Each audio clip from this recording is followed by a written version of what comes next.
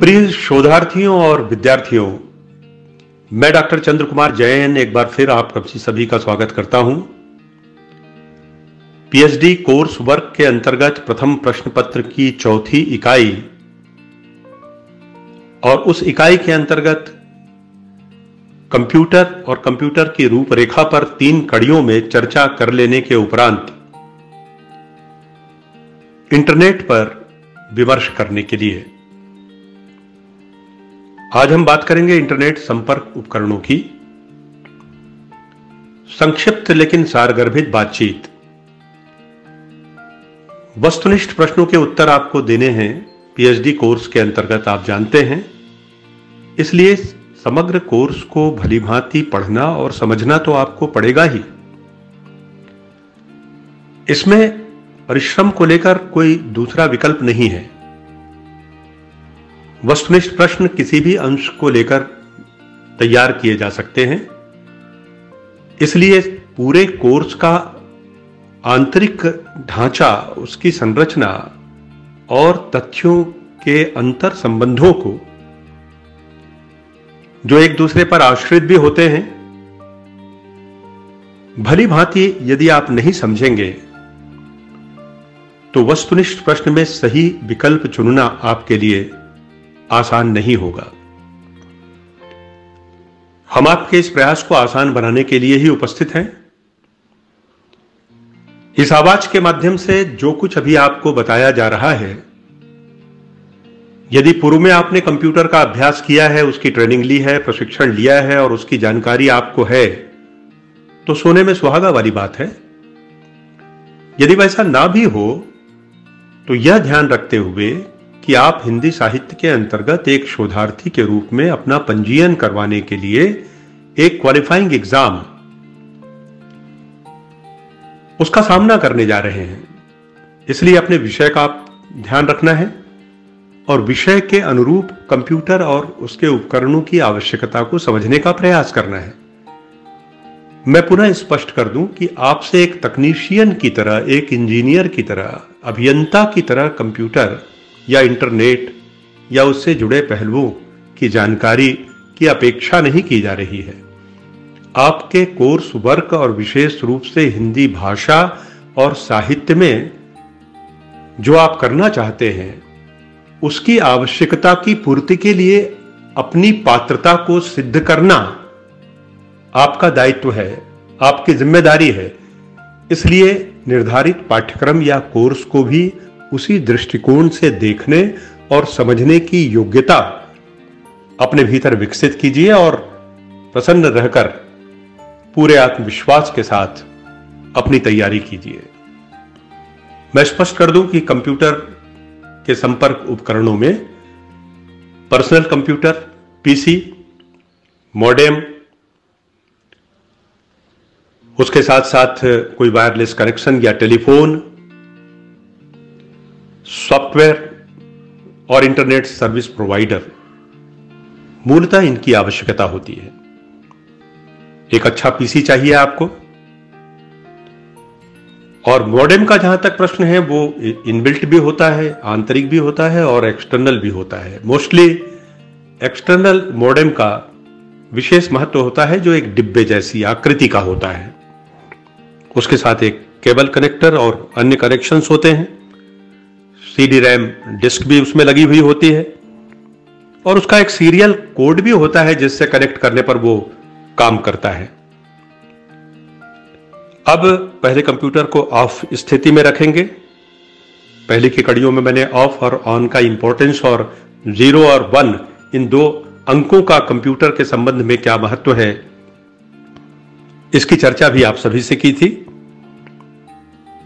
हम चांद परीक्षण के तरफ आगे बढ़ते हैं और देखते हैं कि कौन सी सीरियल कोड खाली है और फिर उससे मॉडेम को जोड़ देते हैं। एक सिरा इस प्रकार जुड़ जाने पर दूसरे सिरे को मॉडेम के पिछले भाग में बने कनेक्टर से जोड़ना होता है और फिर टेलीफोन लाइन के कनेक्टर को मॉडेम के पिछले हिस्से में बने हुए स्थान से जोड़ दिया जाता है। हम आगे बढ़ते हैं और टेलीफोन का हैंडसेट लगाने वाला जो स्थान है वहां पर टेलीफोन का हैंडसेट लगा देते हैं और फिर जांच करते हैं कि डायल टोन उपलब्ध है या नहीं। इस प्रकार यह पहला चरण संपन्न हो जाता है। इसके बाद विद्युत आपूर्ति की बात आती है। इलेक्ट्रिक सप्लाई के लिए उसे मॉडेम से कनेक्ट करना पड़ता है और तभी कंप्यूटर का स्विच ऑन किया जाता है। इस प्रकार मॉडेम का पावर स्विच ऑन होगा और आपके कंप्यूटर में किस विंडो का प्रयोग हो रहा है, विंडोज 95, 98 या 2000, इस पर भी आपको ध्यान देना होगा। जिसका भी प्रयोग हो रहा हो, जो भी सिस्टम हो, याद रहे कि मॉडेम उसको खुद पहचान लेता है, उसे डिटेक्ट कर लेता है। यानी आपके सिस्टम में जिस विंडो का प्रयोग हो रहा है उसे डिटेक्ट करने का कार्य मॉडेम खुद संपन्न कर देता है। यदि वैसा ना भी हो तो विंडोज के कंट्रोल पैनल पर आप क्लिक कीजिए। मॉडेम को इंस्टॉल करने के लिए क्लिक करते ही हार्डवेयर डिटेक्शन मेनू दिखने लगता है, जिसे ऑटोमेटिक डिटेक्शन के विकल्प या ऑप्शन को सिलेक्ट करके आगे का या नेक्स्ट बटन क्लिक करने पर मॉडेम को डिटेक्ट करने का कार्य प्रारंभ हो जाता है।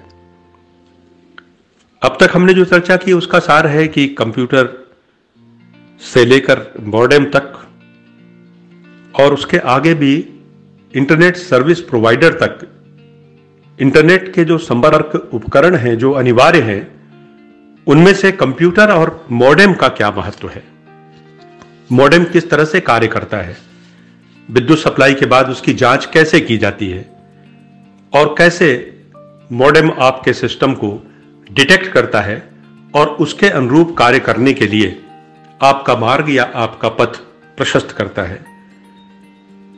मॉडेम आइकन का प्रयोग भी अपनी जगह पर बहुत महत्वपूर्ण है। वह कंप्यूटर से जुड़े मॉडेम को कस्टमाइज करता है। इसका प्रयोग करने के लिए विंडोज की स्टार्ट बटन, आप जानते हैं कि कंप्यूटर की टर्मिनोलॉजी में, उसकी शब्दावली में ये शब्द जो हैं वो आम हो गए हैं। इनके लिए शुद्ध हिंदी के शब्दों के प्रयोग का चलन नहीं है। कहने का मतलब एडाप्ट कर लिया गया है। आप जानते हैं कि पारिभाषिक शब्दावली के अंतर्गत और मानक शब्दों में भी अनेक भाषाओं के शब्दों को स्वीकार कर लिया गया है, उसे व्यवहारिक बनाने के लिए और कार्य निष्पादन को प्रभावपूर्ण और प्रवाहपूर्ण बनाने के लिए। इसलिए इन शब्दों का प्रयोग मैं यहां पर कर रहा हूं। इसके प्रति सतर्क रहकर इसे समझें और पारिभाषिक शब्दावली के पर्यायवाची की तरफ बहुत जिद के साथ आपको आगे बढ़ने की आवश्यकता फिलहाल नहीं है।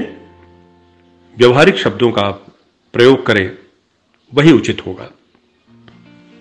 विंडोज के स्टार्ट बटन पर आप क्लिक करें और फिर सेटिंग में जाकर कंट्रोल पैनल पर क्लिक करते ही वह खुलकर सामने आ जाएगा।